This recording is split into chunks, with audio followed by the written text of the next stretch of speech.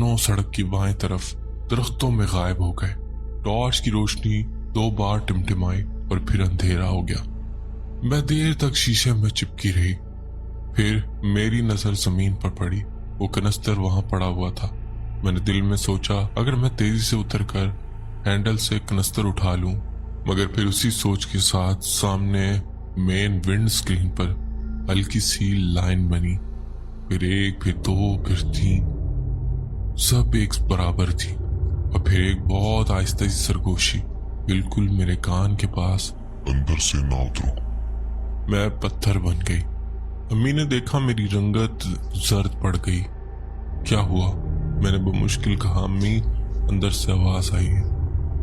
साद ने रोते हुए मुझसे लिपट कर कहा, बाजी मुझे घर जाना। मैंने उसे चुप करवाया। हाँ, हम घर ही जा रहे हैं, बस थोड़ी देर और। लेकिन अंदर से मुझे मालूम था कि वक्त हमें चबा रहा था। और फिर अचानक जैसे कोई जादू हो गया। दूर से एक और टॉर्च की शुआ सीधी सड़क पर नमदार हुई, मगर इस बार उस रोशनी के साथ अब्बू की खांसी की आवाज भी आई। वही खांसी जो हल्की सी थकन में अब्बू की आदत थी। मैंने बेख्तियार अब्बू अब्बू पुकारना शुरू किया। अम्मी ने आहिस्ता कहा। अम्मी ने कहा, आहिस्ता देख कर पुकारो। रोशनी करीब आई। इस बार कदमों की चाल भी वही थी, सीधी इंसान जैसी। मैंने दिल थाम कर हेडलाइट एक बार फ्लैश की और तब रोशनी के हल्के में अब्बू का चेहरा आ गया। पसीना, मट्टी और हाथ में वाकई पेट्रोल का छोटा सा डब्बा। इना, दरवाजा मत खोलो, मैं खुद खोलता हूँ, अब्बू ने जल्दी जल्दी कहा। उनके लहजे में वही बेचैनी मगर सच्चाई। उन्होंने अपनी जेब से चाबी निकाली, ड्राइवर साइड में डालने लगे।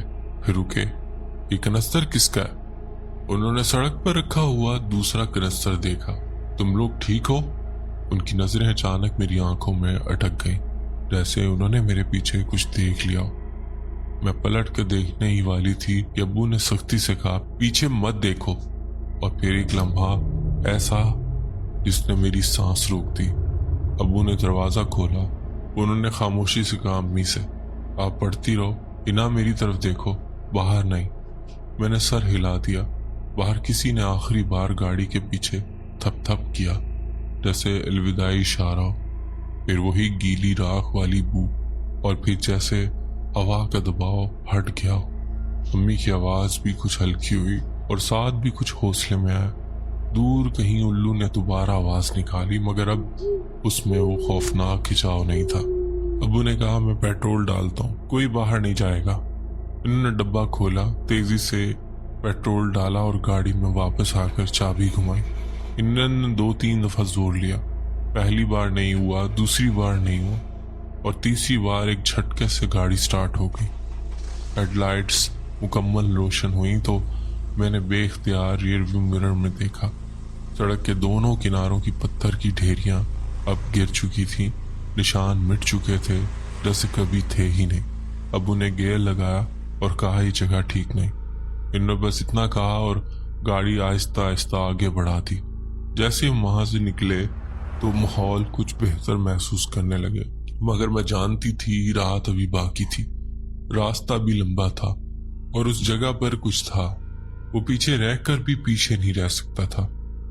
अब्बू की गाड़ी चलाने के बाद हमें लगा सब खत्म हो गया, मगर हकीकत में डर तो तब शुरू हुआ था। गाड़ी आहिस्ता आहिस्ता आगे बढ़ रही थी। सड़क सुनसान थी। दाएं बाएं दरख्त इतने ऊंचे कि आसमान नजर ही नहीं आ रहा था। हेडलाइट्स बस चंद कदम आगे तक रोशनी देती थी, बाकी सब मुकम्मल अंधेरा। ऐसा लगता था जैसे हम किसी ऐसी जगह दाखिल हो गए जहां वक्त रुक गया। अब्बू ने चुपचाप ड्राइविंग की, अम्मी कुरान पढ़ती रही। मैं और साथ पीछे बैठे बस सड़क के शोर को सुन रहे थे। गाड़ी के टायरों के नीचे पत्थरों की चिड़चिड़ाहट सुनाई दे रही थी। कुछ देर बाद अब्बू ने हल्की सी आवाज में कहा, ये रास्ता मैंने पहले नहीं देखा। अम्मी ने कहा, ये वही तो मेन रोड है। अब्बू ने लाइट्स थोड़ी आगे की। नहीं, ये रास्ता सीधा नहीं रहा। पहले पहाड़ बाएं तरफ थे, अब दोनों तरफ है। लगता है कि हम किसी अंदरूनी कच्चे रास्ते पर आ गए। मैंने खिड़की से बाहर झांका। पत्थर, दरख्त और एक सफेद सा धुआं जो जमीन के करीब तैर रहा था, जैसे कि सुबह की धुंध हो। मगर वो धुंध हरकत कर रही थी, हवा के साथ नहीं, खुद ब खुद। साद ने आहिस्ता से कहा, बाजी वो देखो। मैंने देखा सड़क के किनारे 3 पत्थर रखे थे, बिल्कुल वैसे ही जैसे पीछे देखे थे। एक के ऊपर किसी ने स्याह राख से दायरा बनाया था। अब्बू, मैंने खौफजदा आवाज में कहा, ये वही निशान है। अब्बू ने गाड़ी की रफ्तार कम की। हाँ देखा मैंने, मगर हम तो आगे आ गए। अम्मी ने कानों को हाथ लगाए, अल्लाह पाक खैर करे। अब्बू ने फैसला किया कि गाड़ी नहीं रोकेंगे, बस आगे चलते हैं। अब हमें गाड़ी के अंदर एक अजीब सी बदबू आने लगी, गीली लकड़ी की, जली हुई रबड़ जैसी। मैंने महसूस किया कि साथ मेरे कांधे के साथ चिपक गया। बाजी, किसी ने बाहर से मेरा नाम लिया। मैंने घबरा कर कहा, क्या? वो कह रहा है साथ की आवाज कांप रही थी। फिर गाड़ी के शीशे बंद थे और गाड़ी चलती जा रही थी। मैंने देखा सामने पुल के बीचों बीच एक औरत खड़ी थी, सफेद कपड़ों में, बाल लंबे, मुंह झुका हुआ। अब्बू ने फौरन ब्रेक लगा दी। गाड़ी एक झटके से रुकी। अम्मी ने घबरा कर कहा, अल्लाह अकबर। वो औरत बिल्कुल साकित खड़ी थी, जैसे जमीन से जमी हुई हो। अब्बू ने हॉर्न दिया, वो हिली तक नहीं। इंसान नहीं है, अम्मी ने धीमी आवाज में कहा।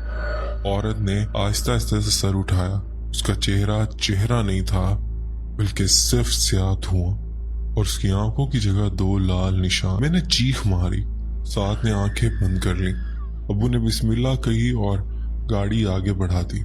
जैसे ही गाड़ी उसके पास से गुजरी, उसके बाल हवा में उड़ने लगे और वो ऊंची आवाज में बोली, तुम गलत तरफ आ गए हो। गाड़ी पुल पार कर गई, मगर वो आवाज हमारे पीछे तक आती रही। अब्बू का माथा पसीने से भीगा हुआ था। ये कोई आम रास्ता नहीं, हम वापस जाएंगे। मैं फोन पर गूगल मैप लगाने की कोशिश कर रही थी, लेकिन सिग्नल नहीं थे। खुशकिस्मती से फोन पर सिग्नल आ गए और लोकेशन लग गई। मैंने फौरन अपना मोबाइल अपने बाबा को दिया और कहा कि बाबा ये लोकेशन को फॉलो करें। मसला यही था, हमें वहीं से वापस गुजर कर जाना था जहां हमें वो औरत दिखाई दी थी। बाबा ने कहा, बस तुम लोग पढ़ते रहो। और ऊंची ऊंची आवाज में हम लोगों ने ऊंची ऊंची आवाज में पढ़ना शुरू कर दिया और हमने दोबारा से औरत के पास से गुजरना था। बाबा ने गाड़ी टर्न की और उस तेजी से वहां से गुजारना शुरू कर दी। वो औरत वहीं की वहीं खड़ी थी। जैसे ही हम वहां से गुजरे, उसने चीखना चिल्लाना शुरू कर दिया, और ऐसे जैसे हमारी गाड़ी पर किसी ने पत्थरों की बरसात कर दी। उफ अल्लाह, अदनान भाई, ये बताने में तो शायद किसी को डर ना लग रहा हो, अगर खुद आप उस जगह पर हो और अपने आप को फील करें, इमेजिन करें कि क्या वो मंजर होगा। कुछ देर बाद हम हाईवे पर निकल आए, तेजी से चलाने लगे। किसी ने एक लफ्ज नहीं बोला। अम्मी के मोबाइल में कुरान था और उनके हॉर्न मुसलसल हिल रहे थे।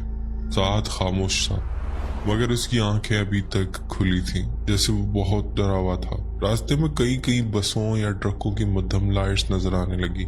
अब्बू ने कहा, अल्हम्दुलिल्लाह, हम वापस मेन रोड पर आ गए। अम्मी ने गहरी सांस ली, अल्लाह का करम है। हम अगले दिन दोपहर तक लाहौर वापस आ गए। सब थके हुए थे। अब्बू ने कहा, इस सफर का जिक्र किसी से न किया जाए, लोग हंसेंगे, कहेंगे कि वहम हुआ है।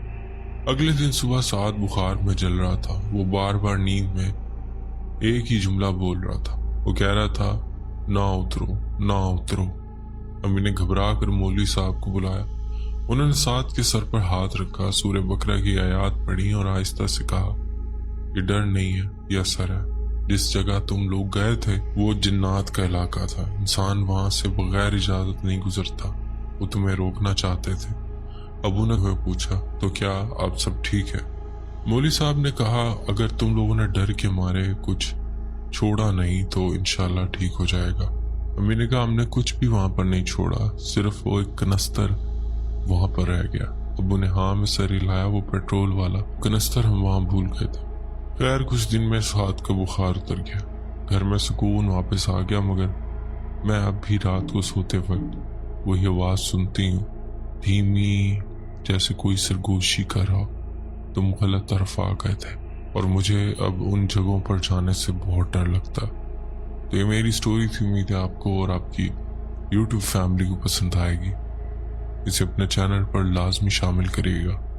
बहुत शुक्रिया आपने स्टोरी शेयर की। तो दोस्तों उम्मीद करता हूँ आज की स्टोरी आपको पसंद आई होगी। स्टोरी पसंद आई हो तो वीडियो को लाइक करना ना भूलिएगा, और अगर आप चैनल पर नए हैं तो चैनल भी सब्सक्राइब कर लें, बेल आइकन प्रेस करके ऑल का नोटिफिकेशन ऑन कर लें। इससे हो गया कि आप मेरी यूट्यूब फैमिली का हिस्सा बन जाएंगे और इस यूट्यूब के समंदर में मैं कहीं आपसे खो ना चाहूँ। अपना ख्याल रखिएगा, दुआ में याद रखिएगा। मुझे दे इजाजत, मिलते हैं किसी और इंटरेस्टिंग स्टोरी में।